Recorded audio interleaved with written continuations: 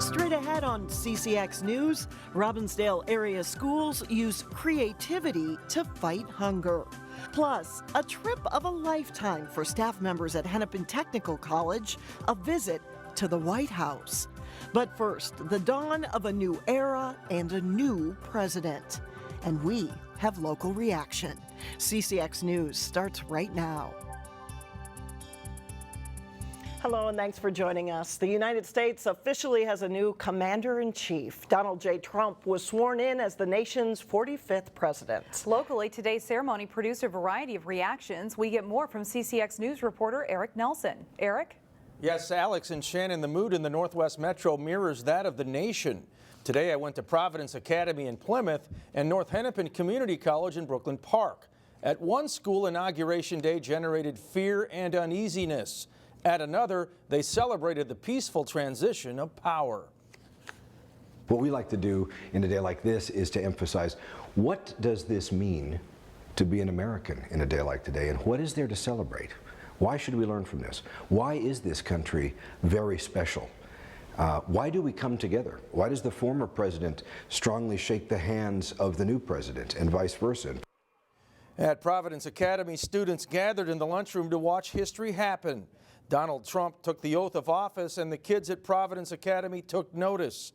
Providence prides itself on civic engagement. Meanwhile, at North Hennepin, the mood was somber. North Hennepin's enrollment is 10,655, and 44% of those are students of color. Many of them followed Trump's campaign and are afraid of what might happen to immigrants and minorities. Yes, very much. I am very concerned about what he's going to end up doing. And I don't know, he's like literally divided the country into two places, and he literally pretty much brought up like the subconsciousness of like racial and religious biases. Now, North Hennepin and Providence Academy are only 9.4 miles apart, but when it comes to the new president, they are more like Mars and Venus, two very different perspectives. Alex and Shannon? All right, thank you, Erik. Republican Congressman Erik Paulsen was in attendance for the inauguration. And in a phone interview, he told us what he thinks will be the biggest challenge for his party now that they're in the majority. I think the biggest challenge for Republicans is to govern. You can't just complain and sit back and say and vote no. We got to come up with our own positive answers and our own solutions. And as a Republican, I've always believed that's the answer, the ticket forward to build more support, but also, not be an opposition party, but be a proposition party. Paulsen said he believes health care replacement and tax reform will be the biggest issues President Trump takes up in his first 100 days. The transition of power from President Obama to President Trump raises big questions about the future of the Affordable Care Act. For now, it's still the law of the land, and as Delane Cleveland reports, Hennepin Technical College received some special recognition for helping students sign up for health insurance. Roughly 20,000 students attend Hennepin Technical College's two campuses in Eden Prairie and Brooklyn Park. 4 years ago, campus staff members noticed many had trouble understanding the Affordable Care Act. Not understanding that it's the law and you'll have to pay a fine if you're not insured.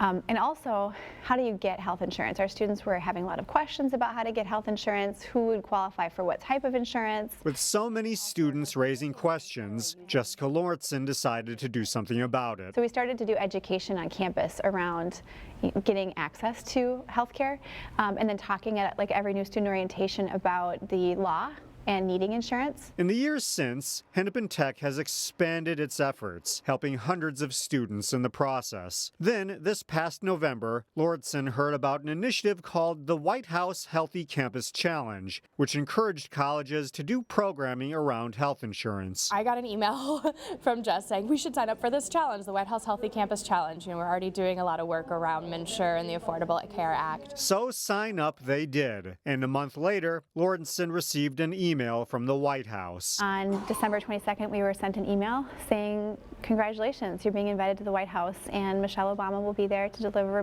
remarks for your work around the Healthy Campus Initiative. Hennepin Technical College. On January 13th, she joined other representatives from Hennepin Technical College at the White House, where they were honored for their work with the Affordable Care Act. It was really rewarding to get to be there during the last week of the Obama administration. It's a memory that will last a lifetime. It's not every day you get invited to the White House. Even as the future of the Affordable Care Act hangs in the balance. Yeah, we're paying close attention to what changes will happen so that we can meet the needs for our students. In Brooklyn Park, Delane Cleveland, CCX News. Hennepin Technical College is one of 60 colleges around the nation that were honored at the White House last week. The only other Minnesota college to be recognized was Augsburg. Some sad news to pass along now from the city of Robbinsdale. A former council member has died. Tom Mathias served on the Robbinsdale City Council from 2007 to 2010. He died of brain cancer. Mathias also ran for Robbinsdale mayor in 2012. Most recently, he worked as a school bus driver for the Osseo School District. Tom Mathias was 46 years old. A new legislative audit finds problems with the state-funded Perpich Center for Arts Education. The report found the school has lax oversight and morale issues. Perpich has an arts high school in Golden Valley and operates a 6th through 10th grade arts magnet school in Woodbury. The high school has seen falling enrollment, falling from just over 300 students in 2011 to fewer than 190 students last year. Now to a couple road projects that will have a major impact. Both were delayed, but now both have the go-ahead. I-94 will be closed in both directions starting tonight. That's Friday evening. The closure runs from the Fish Lake interchange to Highway 610. During the closure, crews will demolish the 101st Avenue Bridge over I-94. That bridge is no longer needed with the recent opening of Highway 610. I-94 will reopen 5 a.m. on Monday morning. And then starting at 2 a.m. Monday morning, a portion of Highway 169 is scheduled to close. All lanes in each direction will close between Bren Road in Minnetonka and 5th Street Lincoln Drive exit in Hopkins. The closure will remain in effect through early October as crews work to replace the bridge over 9 Mile Creek. In the spring, resurfacing work on I-6 or 169 rather will also be done between Highway 55 and Golden Valley and Crosstown Highway 62. Coming up, how Robbinsdale area schools use creativity to fight hunger. And later in sports, Plymouth neighbors Wayzata and Armstrong meet in a good boys basketball matchup. But first, a cloud-covered weekend with a chance for showers on Saturday. We'll be right back. For children, untreated tooth decay can affect their long-term health. It's why dentists from around the state will provide free dental care for kids in a few weeks. The dentists have found that there's unmet need amongst the children in the community, and there are a number of barriers to care that prevent that. Some of it's economic, some of it's educational. On February 3rd and 4th, more than 125 dental clinics in Minnesota will open their doors to kids to provide free examinations and cleanings. It's part of the 15th annual Give Kids a Smile event. At Bass Creek Dental in Golden Valley, the office expects to see around 35 kids on February 4th. Dental health is extremely important. First of all, taking care of disease will prevent pain and prevent infection. Infection affects your overall and systemic health, which there are many correlations with many diseases, with dental diseases. To schedule an appointment, call United Way 211 or you can visit minnesotadental.org. Community members are preparing for one of our area's biggest efforts to fight hunger. Empty Bowls by Robbinsdale Area Schools brings people together to raise money to ensure no one goes home to an empty bowl. Every piece of ceramic begins with clay that first must be shaped and molded into something useful. Kind of hard. But that's easier said than done, as Haley Ingebrigtsen and her father John have discovered anew every year for the last 3 years. This one we're going to actually make it a key. I'm going to put keys on there, I believe. So if I can cut out some keys, we'll have some decorated keys on there. It's not a bowl, but something they get to make for free. It's not every day you get to play with clay. But they know they have to come back and buy it later. Put it amongst 100 of bowls and it's hard to find. It's kind of like a treasure hunt. The Ingebrigtsens' contribution, among others, at this free community event is one of the keys to fighting hunger. Make a free will donation and they can come buy their bowl back with that donation and enjoy the big community event. and so people are here to make those bowls tonight. Community events leading up to the 7th annual Empty Bowls fundraiser are made possible by the Seven Dreams Foundation. Money raised goes to help the 2 food shelves serving the Robbinsdale School District. All the proceeds from the bowls get donated to PRISM and Near food shelves that support hunger in our community. So we really appreciate that. Right now, it's very simple, nothing too special.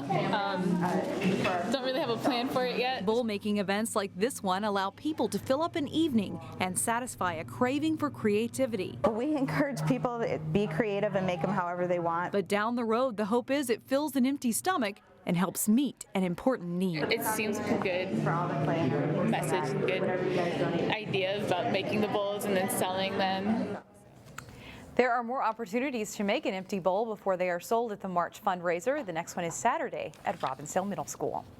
Coming up, Neil Pursley shows us a winter workout that even a Southern boy like him can enjoy. But first, goals are hard to come by as Maple Grove takes on Elk River in a big boys hockey game. John Jacobson has that and much more coming up next in sports.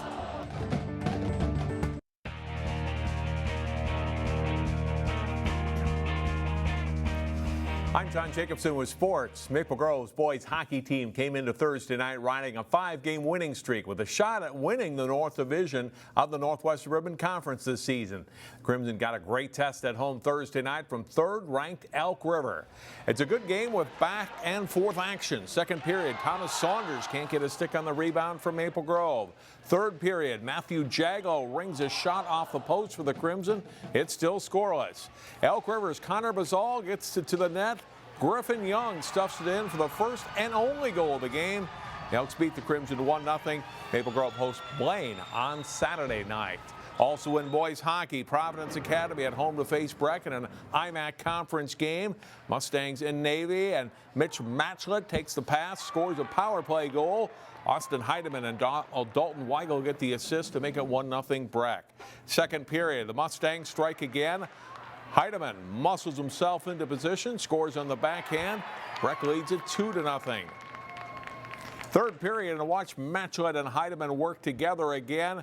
A great pass to Heidemann in the slot for the third Breck goal of the game, and they're up 3-0. The Lions get on the board when Zach Geisler passes from the boards out front to Ben Selman for the quick shot and goal, and it's a 3-1 game. But Breck answers that a short time later. Carter Breitenfeld puts it off the back of the goalie and in on this one. Great goal. They'd had one more, and Breck wins it 5-1. They play at rival Blake on Thursday. In boys basketball, Plymouth schools Wayzata and Armstrong are each having great seasons. They matched up in non-conference play at Armstrong. Second half action of this one, Armstrong is down big, but they rally. Race Thompson with the pass to Isaiah Rollins, to Isaiah Miller for a corner three. Falcons within 8 at 41-33. And they keep it going. They'll miss the first shot, but Miller rebounds and gets it to Devontae Said-El, who scores on the scoop shot. Armstrong's within 41-38. Wayzata doesn't panic, though. Gavin Baumgartner gets it into the lane and then passes to Jacob Benega for a long jumper and a 5-point lead. Ryan Lindbergh pops out behind a screen to nail a three-pointer, and the Trojans start to pull away again. Baumgartner knocks the ball away from the dribbler and goes in for 2 plus a foul. He scores 22 points. Wayzata stays unbeaten with a 72-58 win. In girls basketball, Park Center and Wayzata have plenty of good games within their conference, but stepped out of league play to face each other at Wayzata. Lauren Frost on the drive for the Pirates to Megan Dubois. She'll drive and score. And it's an early Park Center lead.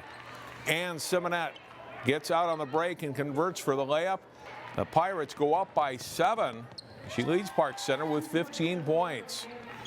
Wayzata battles back. Mimi Schrader dishes to Jasmine Smiley for a three-pointer, and the Trojans are within 3. Sydney Frank drives from the wing for an acrobatic layup for the Trojans here Park Center leads by 1 at halftime, but Wayzata goes on to win 49-39. In gymnastics, teams are gearing up for section meets 4 weeks from now. In the Lake Conference, Wayzata is a strong contender to win the conference this season. Trojans hosted Hopkins in Wayzata's new gymnastics gym on Thursday. We'll start on the uneven bars, and Hopkins' top all-arounder, Brielle Richardson, scores an 8.2 for her routine. She would later get hurt, though, and miss both the floor and the beam. To the vault, Wayzata's Grace Trainer. Her best vault scores a 9.325, good enough to win the event. Hopkins' Miriam Chimamba lands the Royals' top score on the floor exercise. Freshman earns a mark of 8.7. Balance beam, Wayzata's Claire Kruger finishes with a mark of 8.8. Seventh grader finishes second in the all-round on the night. Trainer wins all 4 events, including the floor exercise, where she scored a 9.375. Wayzata wins the meet 139.675 to 128.3. Shannon and Alex, live girls basketball tonight, Friday on CCX as Champlin Park hosts Blaine. Tip-off at 7 o'clock. Back to you. All right, thanks a lot, John. We'll be right back. Welcome back. If the rain holds off, our mild temperatures are making it a perfect time to get outside. In today's Weekend Showcase, Neil Persley shows us one outdoor activity that the whole family can enjoy. Last week we had temperatures in the icebox. This weekend, unseasonably warm. I thought, perfect opportunity for me to get outside and enjoy nature. I knew Elm Creek Park Reserve had great cross-country skiing. It's a sport I didn't know very much about, but I found someone who did. Did you know you can take cross-country ski lessons through Three Rivers Parks District? I knew an epileptic elephant on roller skates would be more graceful than me on skis. So I called up Three Rivers and got an appointment with cross-country ski instructor Shannon Wall. Anybody can do it? I was going to put that assertion to the test. It's easy for Shannon to say that. She was the former captain of the Champlin Park cross-country ski team. Twice. And I've seen people from 5 to 95 out skiing, and they're all having a blast. I'm a beginner, so Shannon started me off with the basics. Okay, so the next thing I'm going to show you is how to fall down and how to get back up, okay? I better pay attention to this, especially the getting back up part. They're side by side. Put them down side by side. And I'm going to take my hands and roll my knees onto the snow. Hands come on either side of my skis. Falling down. I knew I could excel at that. And he fell over. He's on his back like a turtle. Perfect. Nailed it. I was interested in classic cross country, but lessons are also offered in skate skiing and adapted sit ski techniques from beginning through advanced. Elm Creek has over 11 miles of trails and even a lighted cross country trail. We also have family lessons, so if you want to bring your child out with you, there's family lessons for their parents and the kids. And I think Shannon is the best cross country ski instructor ever. For Weekend Showcase from Elm Creek Park in Maple Grove, Neil Persley, CCX News. And for more information on ski lessons, you can go to threeriversparks.org. That does it for us. Thanks so much for joining us. Have a good weekend.